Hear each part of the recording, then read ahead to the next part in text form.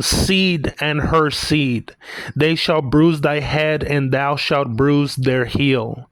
Unto the woman he said, I will greatly multiply thy pain and thy travail. In pain thou shalt bring forth children, and thy desire shall be to thy husband, and he shall rule over thee.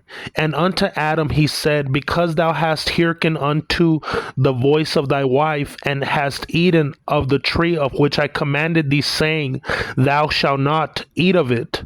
Cursed is the ground for thy sake.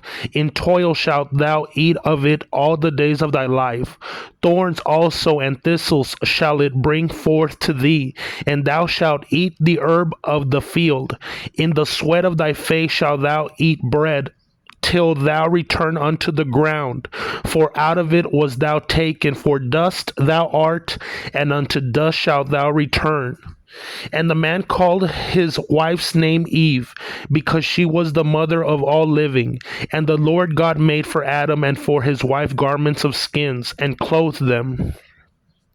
And the Lord God said, behold, the man is become as one of us to know good and evil. And now, lest he put forth his hand, and take also of the tree of life, and eat and live forever. Therefore the Lord God sent him forth from the garden of Eden to till the ground from whence he was taken. So he drove out the man, and he placed at the east of the garden of Eden the cherubim, and the flaming sword which turned every way, to keep the way to the tree of life. And the man knew Eve his wife, and she conceived and bore Cain, and said, I have gotten a man with the help of the Lord. And again she bore his brother Abel. And Abel was a keeper of sheep, but Cain was a tiller of the ground. And in process of time it came to pass that Cain brought of the fruit of the ground in offering unto the Lord. And Abel he also brought of the firstlings of his flock and of the fat thereof. And the Lord had respect unto Abel and to his offering, but unto Cain and to his offering he had not respect. And Cain was very wroth, and his countenance fell. And the Lord said unto Cain, why art thou wroth, and why is thy countenance fallen? If thou doest well, shall it not be lifted up? And if thou doest not well, sin coucheth at the door, and unto thee is its desire, but thou mayest rule over it. And Cain spoke unto Abel his brother, and it came to pass when they were in the field that Cain rose up against Abel his brother and slew him. And the Lord said unto Cain, where is Abel thy brother?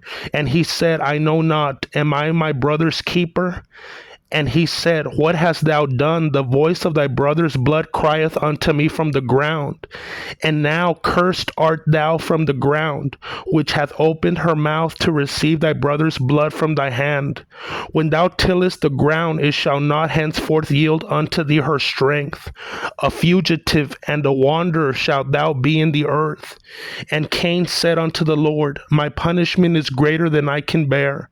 Behold, thou hast driven me out this day from the face of the land, and from thy face shall I be hid. And I shall be a fugitive and a wanderer in the earth. And it will come to pass that whosoever findeth me will slay me. And the Lord said unto him,